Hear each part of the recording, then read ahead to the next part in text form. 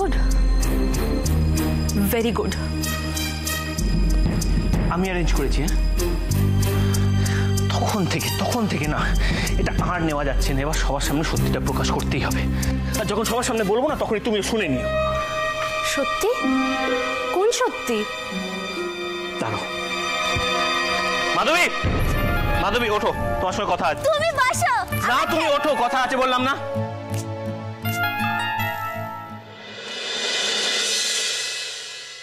আমাকে একবার ওদের বাড়িতে নিয়ে যেতে পারবে?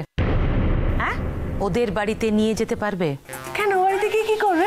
দরকার আছে, চলো।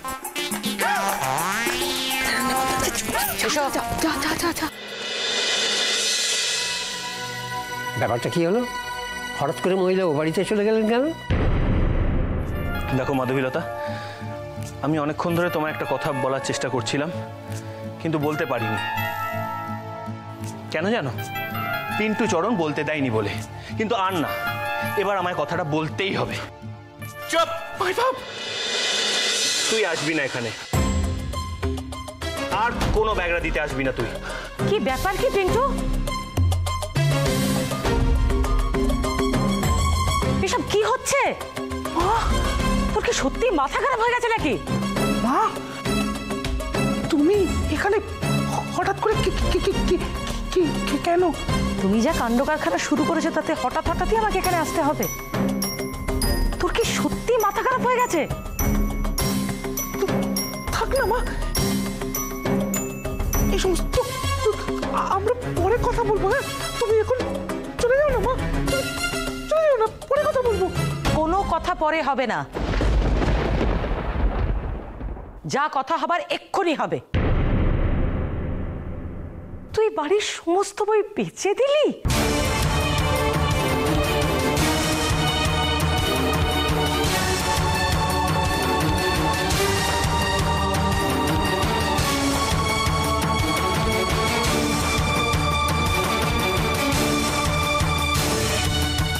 কি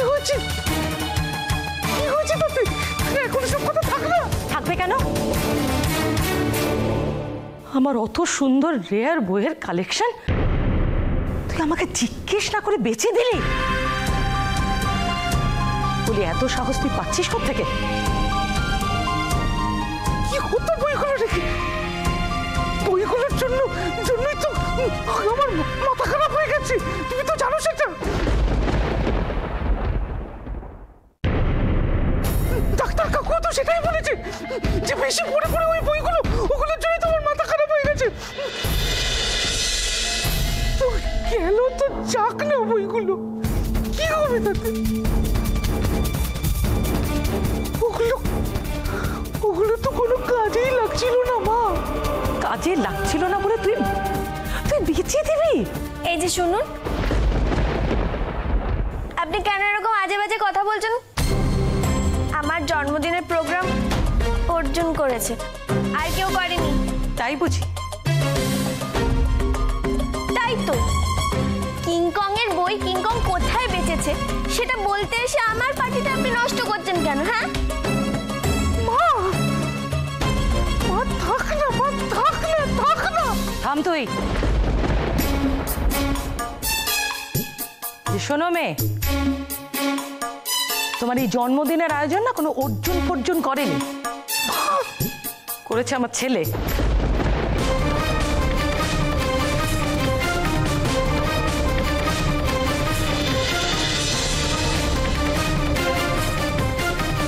তার মানে আমার জন্মদিনের পার্টি অর্জুন করেনি? মানে সত্যি এসব পিন্টু বাবু করেছেন? হ্যাঁ মাধবী, উনি ঠিক কথাই বলছেন। আজকে যা আয়োজন, এত সাজানো গোজানো খাবার দাবার, সব কিন্তু পিন্টু চরণ করেছে।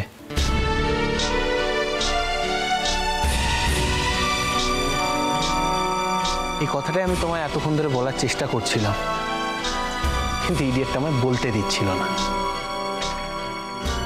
শোনো মাধবী, একটা কথা তোমার জানা দরকার, পিন্টু এই কথাগুলো তোমাকে জানায়নি আর আমাদেরও কাউকে বলতে দেয়নি, শুধু শুধু তুমি খুশি থাকবে বলে।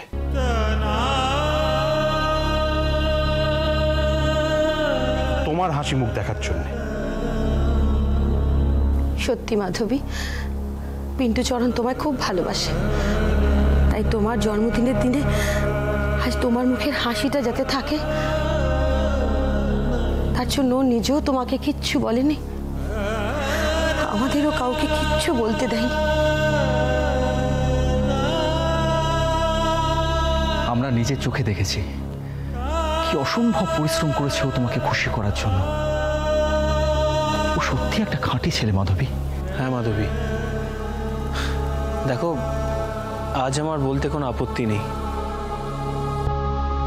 পিন্টুর বাইরেটা যতটাই শক্ত হোক না কেন, ওর ভেতরটা কিন্তু পুরো খাঁটি সোনার মতো।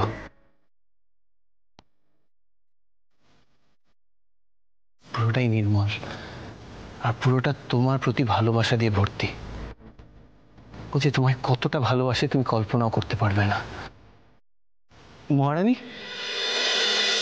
এখনো চুপ করে আছো কেন? এবার তো কিছু বলো, তুমি তো জানো। মাধবীকে বোঝাও পিন্টুর মাধবীর প্রতি ভালোবাসা কতটা পবিত্র, কতটা স্বচ্ছ। অর্জুন, তুমি আমার জন্য কিচ্ছু করোনি, যা করার সব কিংকং করেছে।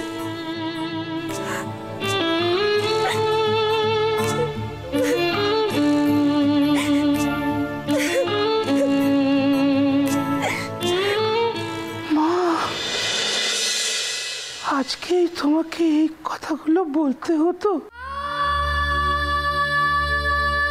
তুমি জানো আজকে বউয়ের জন্মদিন, আমি আজকেই বলতে হতো?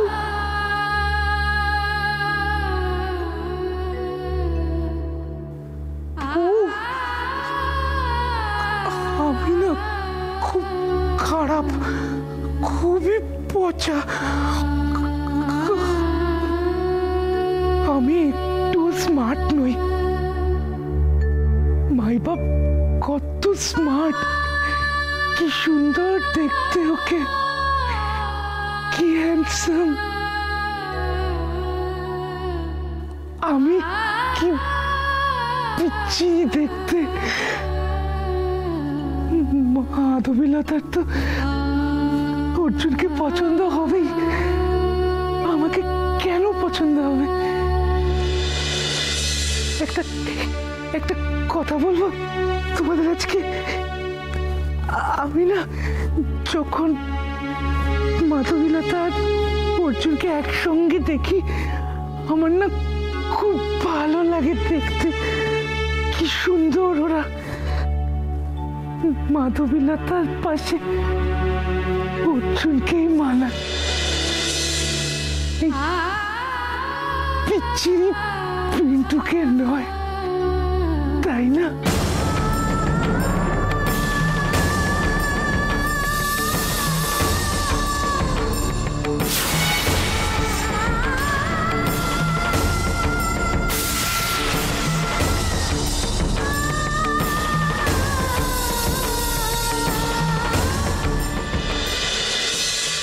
পিন্টু, কি আজে বাজে কথা বলছিস তুই? হ্যাঁ, সবার মতো আমি তোমাকে কখনো হাসাতে পারি না,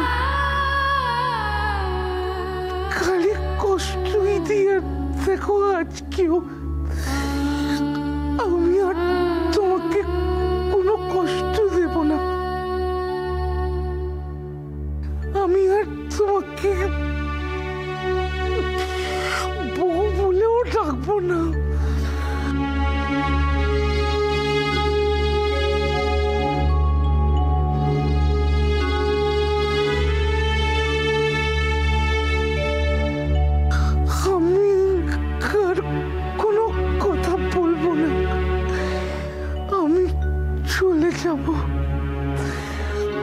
আমি কালকেই চলে যাব মায়ের কাছে।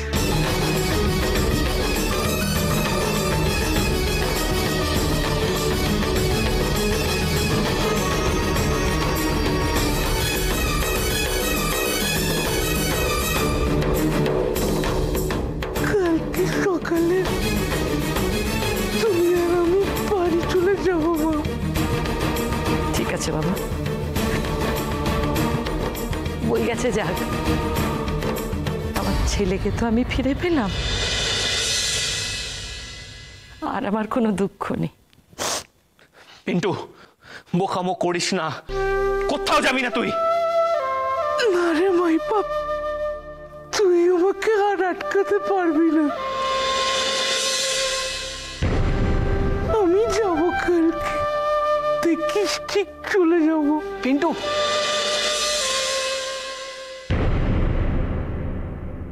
ওমা, ও মা, কি হবে? আমি তো বুঝতে পারছি না কি হবে। বাবা, ও বাবা, বাবা দেখুন না, ওই বাড়ি থেকে না কোনো আওয়াজ পাচ্ছি না। এত অধৈর্য হো না, টেনশন হচ্ছে তো আমার। কি উঁকে ঝুঁকে মেরে দেখছো? কি দেখছো ওইভাবে? ওই বাড়ি থেকে কোনো আওয়াজ আসে কিনা শুনছি। তো তখন দেখলে না সুচরিতা দেখিলাম গম্ভীর হয়ে বসে রইলো, তবে চম্পার সঙ্গে উঠতে পড়তে চলে গেল। ওনার তো ওইভাবে যাওয়া মানে একটা না একটা কোনো গডল টগল হওয়া। কিছু বুঝতে পারছি না গো। এত চিন্তা করছো কেন? ভগবান যা করেন মঙ্গলের জন্য করেন। দেখো, এই এত হেয়ালি করে তুমি কথা বলো না তো। হেয়ালি নয়, হেয়ালি নয়। একটা কথা জেনে রাখো, মাধবী পিন্টুর মধ্যে একটা সম্পর্ক তৈরি হবেই, আর সেটা পিন্টুর মাত্র জানা দরকার নাকি? আমার একটা কথা বলো তো বাবা, মাধবী আর পিন্টুর প্রেম নিয়ে তোমাদের এত উৎসাহ কিসের? বোঝাই রে, নিজেকে যতই বুদ্ধিমান মনে করিস না কেন, আমি বলেছি না তোর মগজটা এখনো কাঁচা। বাবা এটা একদম ঠিক বলেছেন, আপনার ছেলে শুধু বয়সটাই বেড়েছে। দেখুন সবকিছু দেখছে, শুনছে, কিছুই বুঝতে পারছে না। আরে বোঝাই, তুই বুঝছিস না কেন? ওই পিন্টু চরণ আর মাধবীলতার যদি প্রেমটা জমে না, তাহলে কৃষ্ণা অর্জুনের প্রেমটা জমবেই। বাবু, ও মা, আপনারা সবাই এখানে আছেন। উফ, আমার যে কি আনন্দ হচ্ছে। আমি আপনাদের একটা খবর দিতে এসেছি। হ্যাঁ বলুন। কালকে আমার ছেলে পিন্টুকে নিয়ে আমি এখান থেকে চলে যাচ্ছি। বাহ, হ্যাঁ, অবশেষে পিন্টু আমার সঙ্গে যেতে রাজি হয়েছে। আমি আপনাদের কাছে সারা জীবন ঋণী থাকব। আমাদের বিপদের সময় আপনারা যেভাবে পাশে দাঁড়িয়েছিলেন। আপনার ছেলে যেতে রাজি হলো? হ্যাঁ হলো। বৌমা যাচ্ছেন তো? না। সে কি, বৌমাকে ছাড়া পিন্টু যেতে রাজি হলো? আশ্চর্যের বিষয় হলো। যাক বাবা, এতদিন বাদে ঘরের ছেলে ঘরে ফিরছে, এর চেয়ে আনন্দের আর কিচ্ছু নেই। উফ, আমার যে কি আনন্দ হচ্ছে। শুনুন না, জানো বাবা, কিন্তু মা, না না না না না, এত সহজে মাধবী পিন্টুর প্রেমটাকে নষ্ট হতে দেওয়া যায় না, কিছুতেই না।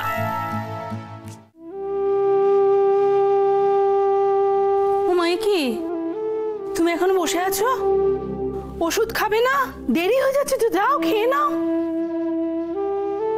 হ্যাঁ যাই।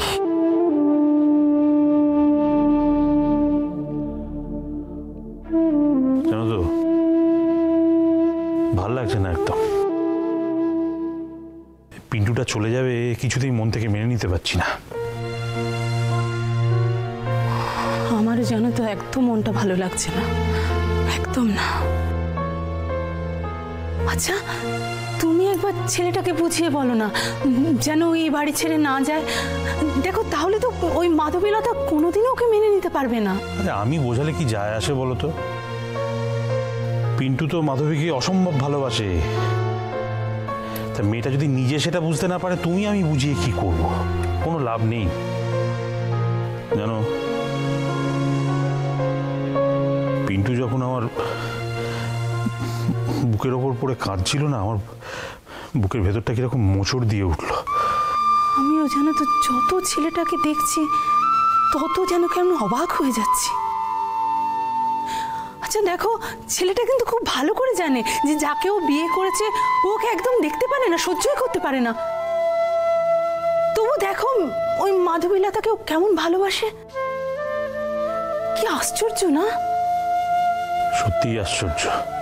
যাকে যাও, তুমি এবার শুয়ে পড়ো গে, আমি একটা কাজ সেরে আসছি।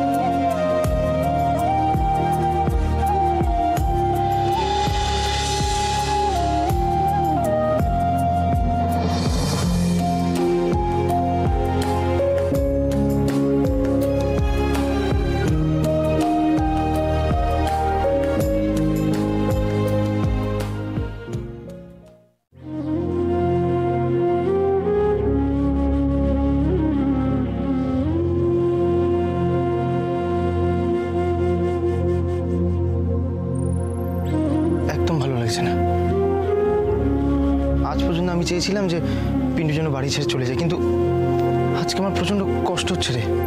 সত্যি রে দাদা, এই বুড়োটাকে তো আমি দু চোখে সহ্য করতে পারতাম না, কিন্তু আজকে ও আমাদের যা শিক্ষা দিল না, তাতে ওকে ছেড়ে থাকতে আর ইচ্ছা করছে না রে দাদা। হ্যাঁ রে দাদা, আমি চান্দুকে খুব ভালোবাসি, কিন্তু এই ভুটুটা ন্যাকালতাকে যতটা ভালোবাসে ততটা না। ঠিক বলেছিস রে ছোটদা, পলাকে আমিও সত্যি খুব ভালোবাসি। একবার, শুধু একবার ওর কথা শোনার জন্য আমি যা খুশি তাই করতে পারি, কিন্তু আমার ভালোবাসাও কি এই ভুটুর ভালোবাসার মতো? মনে হয় না রে দাদা। পিন্টু যদি বাড়ি ছেড়ে চলে যায় তাহলে তো কোনোদিন মাধবীকে কাছে পাবে না, কিন্তু হুজুর বউকে ভীষণ ভালোবাসে। সে ভালোবাসার কি হবে? না দাদা, তোকে কিছু একটা করতেই হবে দাদা, ও তো সত্যি বাড়ি ছেড়ে চলে যাচ্ছে। দাদা দাদা তুই যা, তুই ওকে আটকাতে পারবি, যা প্লিজ দাদা, তুই যা, প্লিজ যা। পিন্টু, কি করছিস তুই এখানে এখন? এই যে আমার জামাগুলো ব্যাগে ঢোকাচ্ছি। সে তো দেখতেই পাচ্ছি, কিন্তু কেন? হ্যাঁ, মানে এইগুলো যদি ঠিক করে না ঢোকাই তাহলে মা খুব রাগ করবে, তাই। চুপ কর, একদম চুপ কর, তুই কোথাও যাবি না, তুই এখানে আমাদের সাথে আপাতত থাকবি, বুঝলি? সেটা আর হয় না রে, সেটা আমি কি বলতো মাই বাপ,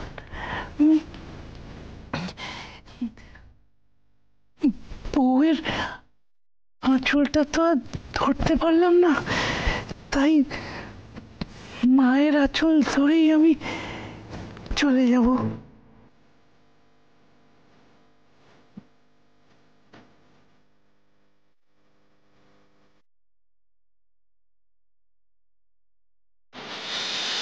কিন্তু কি যাতা কথা বলছিস তখন থেকে? হ্যাঁ, দেখ মাথা গরম করিয়ে দিচ্ছিস, কিন্তু তুই একবারও তুই এখান থেকে যাবার কথা বলবি না। তোর বউকে ছেড়ে তুই যেতে পারিস না। না রে মাই বাপ, যেতে আমাকে হবেই।